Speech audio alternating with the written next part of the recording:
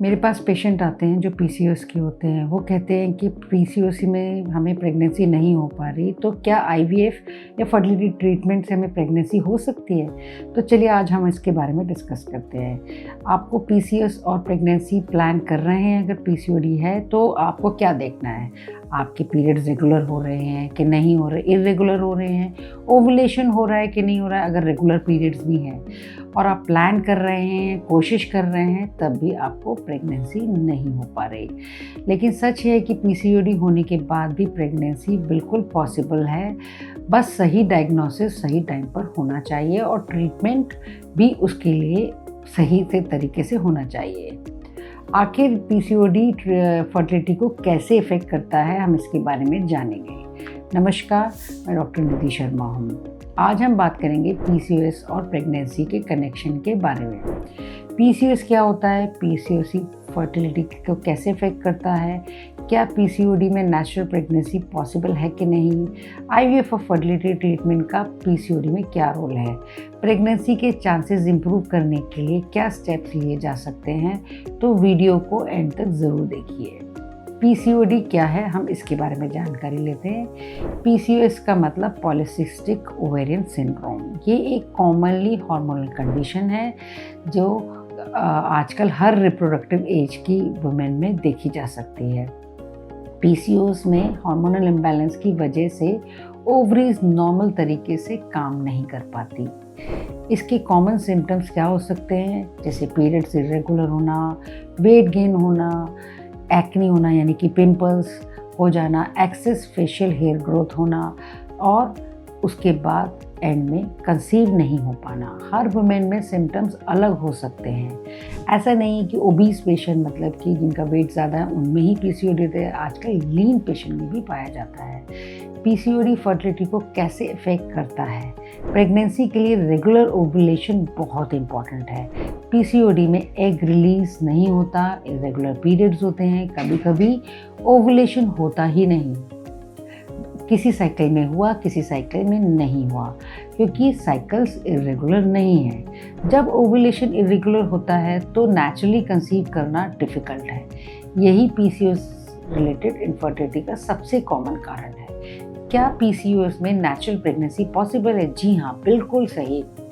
ये पॉसिबल है, आपको डरने की ज़रूरत नहीं है। उसमें आपको क्या क्या चेंजेस करने हैं?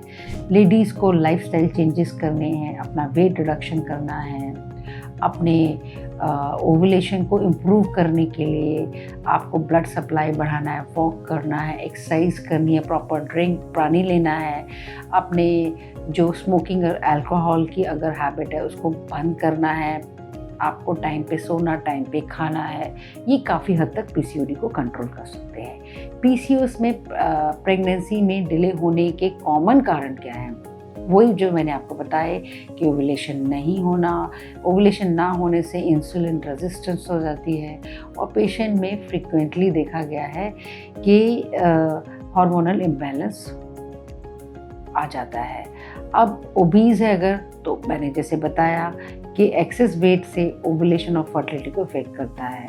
ऐसे ही हार्मोनल इम्बैलेंस जबकि एंड्रोजन लेवल बढ़ जाते हैं, जिससे कि ओवुलेशन में इफेक्ट पड़ता है। एज फैक्टर भी पीसीओडी से रिलेट हो सकता है कि पीसीओडी अगर यंग एज में बहुत पाया जाता है, लेकिन अगर पीसीओडी चलता रहा तो ये लेटर एज में भी मिलता है। पीसीओएस में फर्टिलिटी को हम कैसे इवैल्यूएट करेंगे? डॉक्टर डिटेल्ड पूरी हिस्ट्री लेगा पेशेंट की। लेडीज़ में इवैल्यूएट करेंगे, टेस्ट कराएंगे, जैसे एएमएच टेस्ट है, हार्मोनल टेस्ट है, थायराइड है, अल्ट्रासाउंड है, और ओवुलेशन उस पर हो रही है कि नहीं हो रही, ये अल्ट्रासाउंड से एसेस करेंगे। जैसे सीमेन एनालिसिस मेल में करेंगे, क्योंकि हम ये नहीं सोच सकते कि सिर्फ पीसीओडी ही रीज़न है, मेल में भी प्रॉब्लम आ सकती है, तो वो भी चेक करना ज़रूरी है।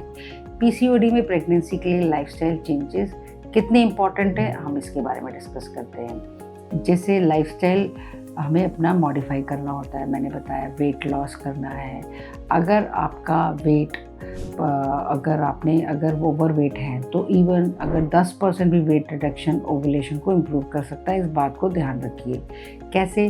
बैलेंस डाइट लेना, कार्बोहाइड्रेट का रिडक्शन, कॉम्प्लेक्स कार्बोहाइड्रेट से उनको रिडक्शन करना, प्रोटीन और फाइबर ज़्यादा लेना, प्रोसेस्ड फूड्स हैं, मैदा, शुगर, आपका ये सब आपको रिड्यूस करना, रेगुलर एक्सरसाइज करना, फिज़िकल एक्टिविटी इंसुलिन सेंसिटिविटी को इम्प्रूव कर सकती है, तो आपको एक्टिव रहना है, प्रॉपर स्लीप लेना है, जो कि आपके हार्मोनल बैलेंस के लिए इम्पॉर्टेंट है। स्ट्रेस को, जो आपको वर्क स्ट्रेस है, फैमिली स्ट्रेस है, कोई भी स्ट्रेस है, उसको आप कम करना।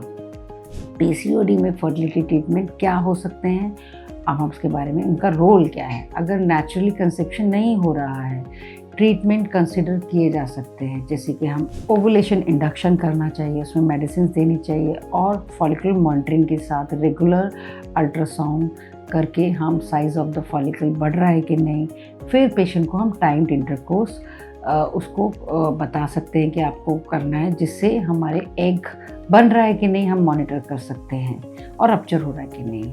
अगर नहीं हो रहा तो हम IUI पे पेशेंट को ले जा सकते हैं। पीसीओडी में IVF कब रिकमेंड करना है? हर पीसीओडी पेशेंट को IVF की ज़रूरत नहीं होती। आपको अगर पीसीओडी है तो आप अपने दिमाग से बिल्कुल निकाल दीजिए कि आपको IVF की ही रिक्वायरमेंट होगी। डॉक्टर IVF कंसिडर कर सकते हैं, जैसे आपने बहुत सारे अटेम्प्ट्स लिए हैं, IUI के लिए हैं, ओवुलेशन इंडक्शन के लिए हैं, तो एज ज़्यादा हो गई है, टाइम कम है, मेल फैक्टर है, अगर जैसे कि स्पर्म्स कम है, उसके साथ साथ एसोसिएटेड चीज़ें हैं जैसे कि ट्यूब ब्लॉक्ड हैं ना, तो उस कंडीशन में आपको IVF करा लेना चाहिए।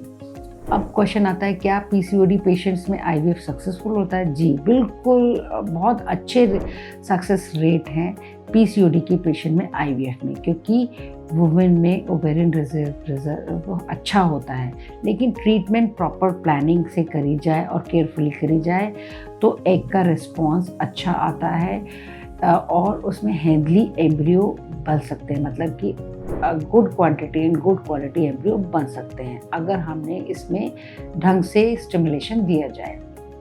पीसीओडी पेशेंट में प्रेगनेंसी में क्या ध्यान रखना है? फर्टिलिटी इवैल्यूएशन करना है। 30 या 35 साल के आसपास हो गए हैं तो आपको कंसल्टेंट से मिलना है। Weight management, diet management, regular exercise, doctor के साथ ट्रीटमेंट प्रोग्रेस क्या हो रही है, इसका ध्यान करना है। अपने आप से कोई दवा नहीं खानी है कि इंटरनेट से देखा और आपने कोई मेडिसिन शुरू कर दी। अपने पॉजिटिव माइंड सेट से आप अपना हेल्थ का ध्यान रखें और अपना ट्रीटमेंट प्लान करें। ज़्यादातर लोग सोचते हैं कि पीसीडी है तो प्रेगनेंसी कभी नहीं हो सकती, ऐसी बात नहीं है। मैंने जैसे पहले भी बताया कि हर लेडी को पीसीओडी की अगर ढंग से ट्रीटमेंट किया जाए और कुछ सप्लीमेंट्स के साथ नेचुरल प्रेगनेंसी भी आ सकती है, तो सक्सेसफुल प्रेगनेंसी पीसीओडी में बहुत ज़्यादा चांसेस रहते हैं, सही ट्रीटमेंट अगर दिया जाए।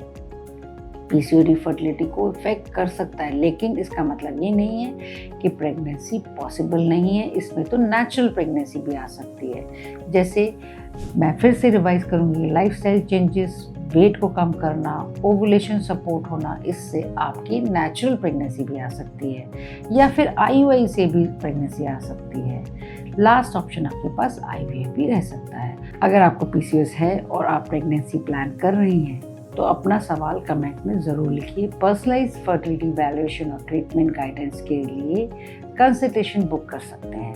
वीडियो अगर आपको हेल्पफुल लगता है तो प्लीज़ लाइक करें, शेयर और सब्सक्राइब ज़रूर कर सकते हैं, ताकि फर्टिलिटी और वुमेन हेल्थ से जुड़े आपको जो भी इंफॉर्मेशन चाहिए आप तक पहुंच सके। धन्यवाद।